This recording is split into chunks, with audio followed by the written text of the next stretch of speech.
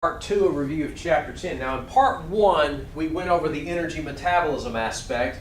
And one of the things I did not mention in the review video is that several of these energy nutrients are also involved in homocysteine metabolism, which is important because high homocysteine is associated with the progression of heart disease.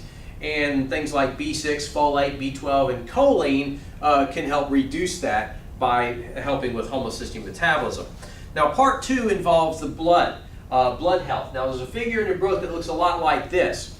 You can take whole blood and spin it down in a centrifuge in a tube, and the blood cells would pack at the bottom, forming approximately 45% of the volume of whole blood, and plasma, the liquid component, the remaining 55%.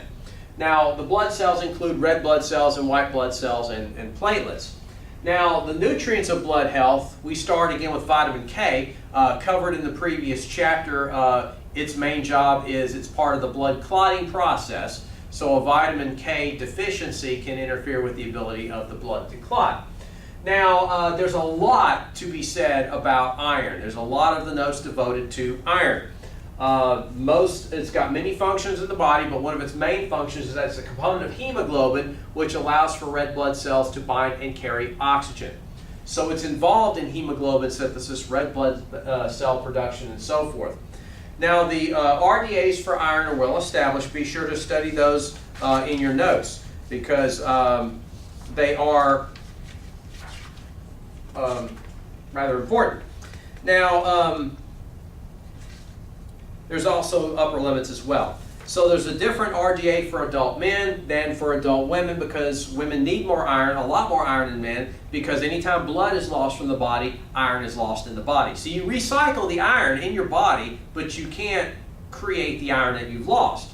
So again, pay attention to that. Now, the iron recommendations go even higher for pregnant women because of the increased blood supply for both maternal blood supply and fetal blood supply.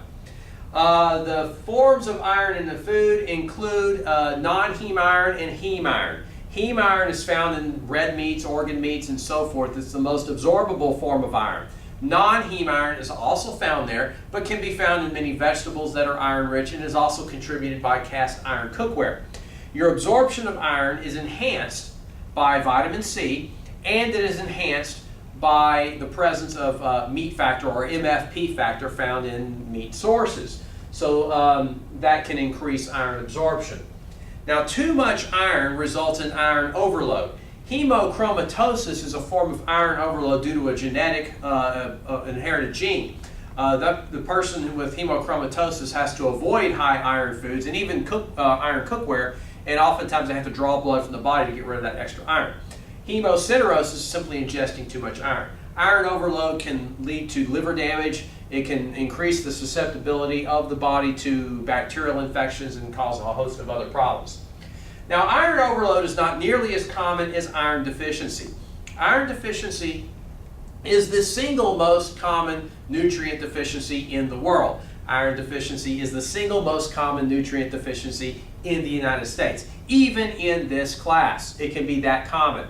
Now, most people think of iron deficiency anemia, which is stage 3 iron deficiency, but there's also stage 1 and stage 2. Be sure to read over that and how it is detectable by various blood tests.